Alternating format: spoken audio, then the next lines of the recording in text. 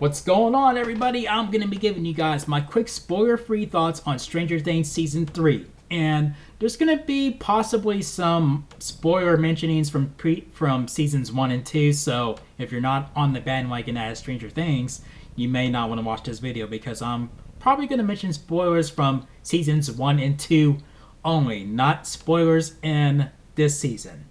Just Seasons 1 and 2. So that's your warning. So, yeah,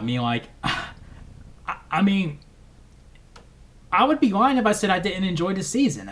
I enjoyed how, just when I thought I couldn't appreciate it more for making me being more proud of being an 80s baby, they literally topped themselves, like with the mall and the way the mall looked and everything, and I'm just like, wow, I feel like a little kid again.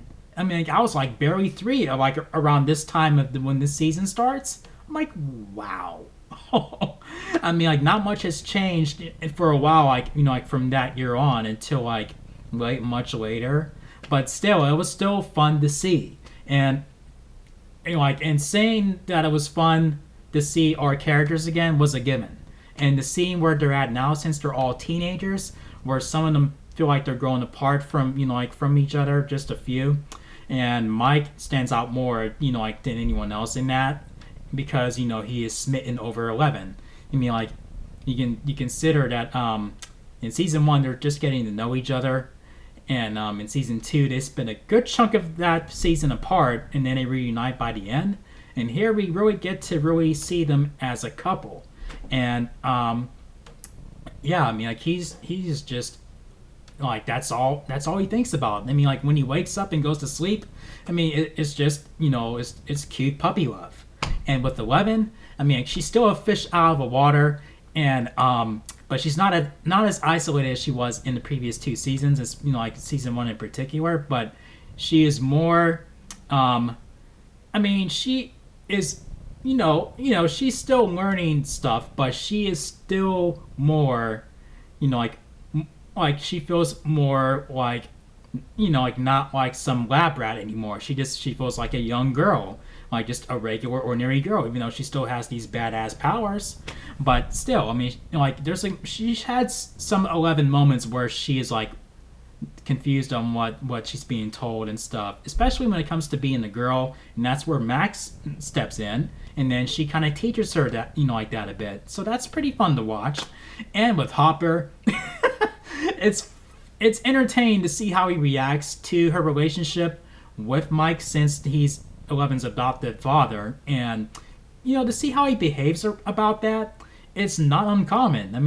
If that were me and I had a daughter, I would probably behave the same way that he does. And so yeah, I can't sit there and say I would never behave that way. Never. It's not uncommon. That's it. And with Steve and Dustin, their bromance, just when you couldn't love it even more, it just gets more fun to watch in this season. And Dustin spends a bit more time with Steve than he does with with the rest of the characters. I feel like it's safe to say that.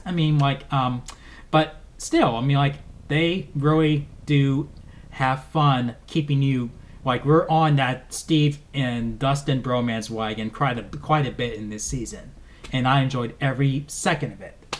And also and with Will, I feel like Will is more part of the team now, as opposed to how he was in season 1 and 2, where it's we have to save Will, It's not really like that here. I'm not saying Will doesn't get in any dangerous situations. I'm just saying it's not to where it's it's more centered around Will being abducted and whatever and whatnot. We gotta save him. Da da da da. It's just refreshing. And also with I'm thinking back. Okay, now that I'm on Billy, I really hated his character in season 2. I really did, and I kind of found myself loving to hate him after time went by, and it's just it's hilarious. And I'm thinking I said the same thing about Steve, and then when I look back on season 1, I'm okay, Steve wasn't that big of a dick. He had his moments, but he wasn't that big of a dick. And now he's fully redeemed. And then what they do with Billy here, I really enjoyed. I mean, I feel like he was more fleshed out. I mean, he felt more like a tool in season 2 as opposed to what they do with him here in season 3. So what they did with him, I mean, it paid off really well in my opinion. I really enjoyed it.